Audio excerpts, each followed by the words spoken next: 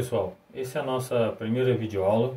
Então, até agora nós vimos nas nossas aulas presenciais, nós vimos sobre o Octave. Aprendemos tudo como o que a gente vai precisar de utilizar no Octave. Agora nós vamos ver um pouquinho sobre a introdução à análise numérica. Nessa introdução a gente vai ver um pouquinho sobre os erros. Então, as principais fontes de erros. A primeira fonte de erro que nós vamos ver é o erro de truncamento. Esse erro de truncamento, ele se deve ao fato de que, quando temos uma fórmula e aproximamos essa fórmula por uma outra fórmula, isso aí pode ocorrer um erro, como por exemplo na função do seno.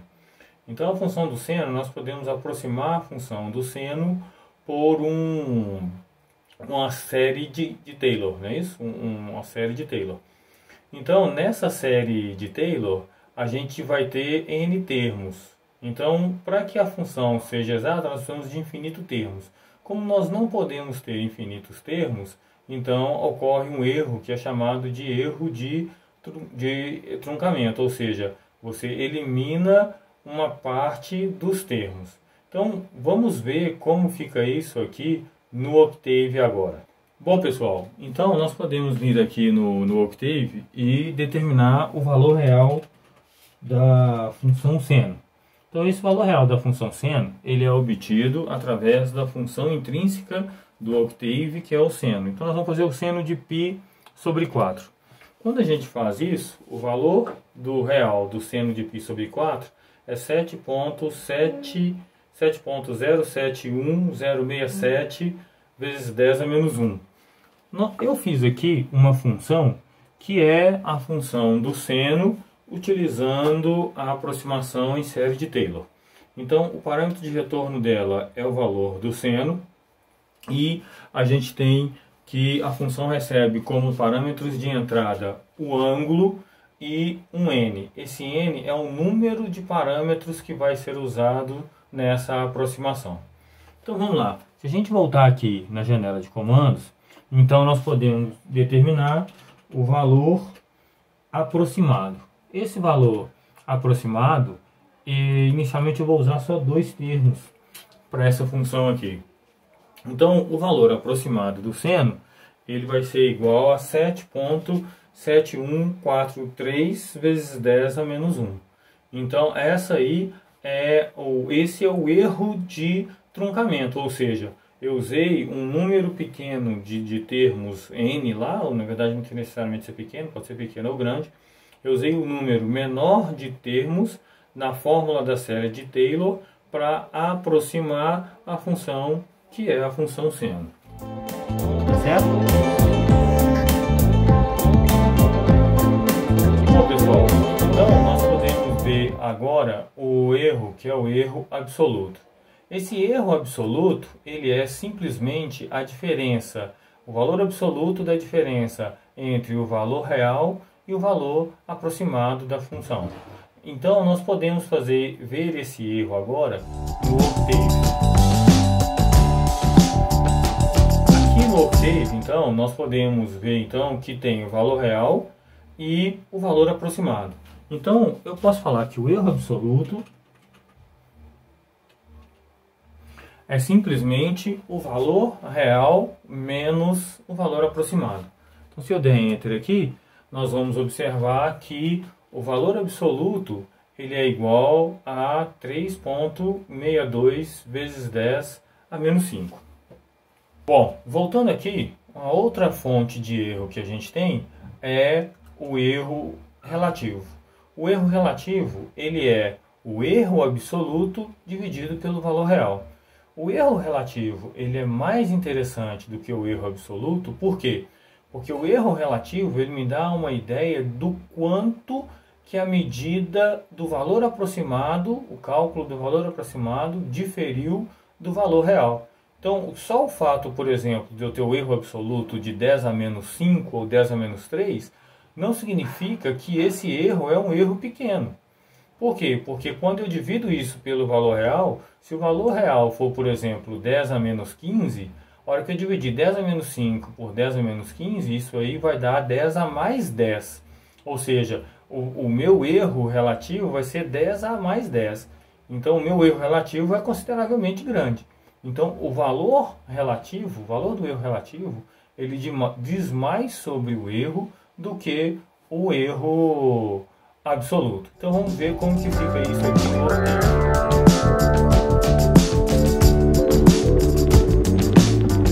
Então, moçada, aqui no Octave, a gente vai ter que o erro relativo é igual ao erro absoluto dividido pelo valor real. Então, quando fazemos isso, nós temos lá que o erro relativo aumentou. Ou seja, quando eu dividi ele pelo valor real, o erro relativo aumentou. Então, o erro relativo ele me dá uma ideia melhor de qual é o meu erro de verdade, de quanto eu errei de verdade. Bom, vamos falar agora então sobre os erros grosseiros. Os erros grosseiros ocorrem quando o programador ou o usuário entram com dados incorretos no programa. Então, supondo-se que a minha medida seja 4 metros. Se o usuário entrou com um valor igual a 2,5 metros ou 3 metros, por exemplo, esse dado está incorreto. Como esse dado está incorreto, ele é um tipo de erro que é o erro grosseiro. Um outro erro que pode ocorrer também é o erro de arredondamento. O erro de arredondamento ele ocorre quando a gente arredonda um valor para baixo ou para cima. Então, por exemplo, a gente tem o valor de 7,6. Aí a gente arredonda esse valor para 8, então esse é um erro de arredondamento. As funções no Octave que fazem esse tipo de arredondamento são as funções fix, floor e seio. Bom, pessoal, então, mudando um pouquinho de assunto agora, nós vamos falar sobre os tipos de matrizes. Esse assunto já é um assunto que todos dominam. Então, nós vamos falar mais para a gente poder falar a mesma língua durante o curso. Então, os primeiros tipos de matrizes que nós vamos falar é a matriz linha e a matriz coluna. A matriz linha é uma matriz que é formada apenas por uma linha. Então, ela é a matriz 1 por n, ou seja, você tem uma linha e n colunas. A matriz coluna é aquela que é formada apenas por uma coluna. Então, você tem uma coluna e n linhas. Então, a matriz é n por 1. O próximo tipo de matriz que nós vamos falar são as matrizes nula. As matrizes nulas são aquelas em que todos os termos da matriz são iguais a zero. Um outro tipo de matriz é a matriz diagonal. A matriz diagonal é aquela que todos os termos da diagonal principal são diferentes de zero e os termos fora da diagonal principal são todos iguais a zero. Um outro tipo de matriz é a matriz identidade. A matriz identidade ela é uma matriz diagonal cujos termos da diagonal principal são todos iguais a 1. Então, a matriz identidade ela é uma matriz que, ao ser multiplicada por qualquer outra matriz, ela não altera o valor dessa matriz. Então, o resultado é uma matriz igual à anterior. A matriz triangular pode ser triangular superior ou triangular inferior. Uma matriz triangular superior é aquela que todos os termos para cima da diagonal principal são diferentes de zero. Então, nessa matriz, nos termos A e J, para o J maior do que I, maior ou igual a I, os termos são diferentes de zero. As matrizes triangulares inferiores, elas são o contrário da matriz triangular superior. Então, todos os termos da diagonal principal para baixo são diferentes de zero. Com isso, o termo A e J, com I maior do que J, são diferentes de zero. Um outro tipo de matriz é a matriz densa. A matriz densa é aquela que a maior parte dos termos são diferentes de zero. Já a matriz esparsa é aquela em que a maior parte dos termos são iguais a zero. Não se define a quantidade de termos para a matriz ser densa ou esparsa. Então, esse é um critério relativamente subjetivo. Um outro tipo de matriz é a matriz simétrica. A matriz simétrica é aquela que os termos A e J são iguais aos termos J e I, ou seja, a matriz é igual à sua transposta. Bom, falando ainda sobre matriz, vamos falar sobre as operações sobre matrizes. Existem as operações que vocês já estão muito acostumados, que nós não vamos falar sobre elas, que é soma, subtração, multiplicação de matrizes. Temos também algumas outras operações que são, por exemplo, a transposta. A transposta de uma matriz é quando você faz o termo A e J igual ao termo A, J, I. Então aí a gente tem a matriz transposta. Temos também o produto interno e produto externo em vetores, que são matrizes, linhas ou colunas. Bom, então um produto interno é conhecido também como produto escalar de dois vetores. E o produto externo é o produto vetorial de dois vetores. Bom, nós não vamos entrar muito em detalhe disso aí, porque são assuntos que vocês já estão bastante acostumados a lidar com isso aí. Bom, uma outra questão é o determinante. Então, as matrizes possuir um determinante, que também vocês já estão aí acostumados a lidar com esse determinante. O posto de uma matriz é definido como o número máximo de vetores linha ou coluna de uma matriz que são linearmente independentes. Então, o posto de uma matriz tamanho Mn é o mínimo de M e N, de tal forma que essas linhas e colunas são linearmente independentes. Então, vamos ver aqui no Octave agora um exemplo de matrizes que que tem o posto menor do que o número de linhas. Então, observemos essa matriz aqui agora. Então, nessa matriz, nós observamos que a linha 2 multiplicada por um escalar é igual à linha 3.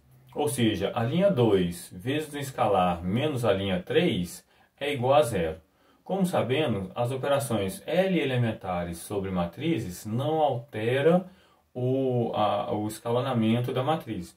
Então, essa matriz aqui é igual a essa matriz aqui, essa outra matriz. Como resultado disso, nós temos que o posto, então, dessa matriz não é 3, já que o número de linhas e colunas é igual a 3. Temos que o posto dessa matriz é igual a 2, porque ela só tem duas linhas linearmente independentes. Bom, o traço de uma matriz é a somatória de todos os termos na diagonal principal dessa matriz. Então, nós podemos ver um exemplo aqui. O traço dessa matriz vai ser o quê? 5 mais 3 mais 9. Então, o traço dessa matriz vai ser 17, que é simplesmente a soma dos termos da diagonal principal. Bom, temos também algumas propriedades de matrizes. Então, algumas dessas propriedades são, por exemplo, a transposta da transposta é igual à própria matriz. Então, se nós temos a matriz A, fazemos a transposta dessa matriz e a transposta novamente, isso aí novamente é igual à matriz A. Nós temos também que a inversa da matriz A, a inversa da matriz A, também é igual a essa mesma matriz A. Nós temos também que a transposta da inversa é igual à inversa da transposta.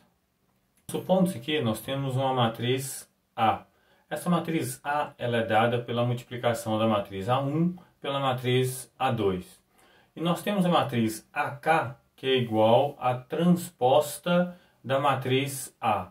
Então, sendo assim, AK vai ser igual a A2 transposta vezes A1 transposta.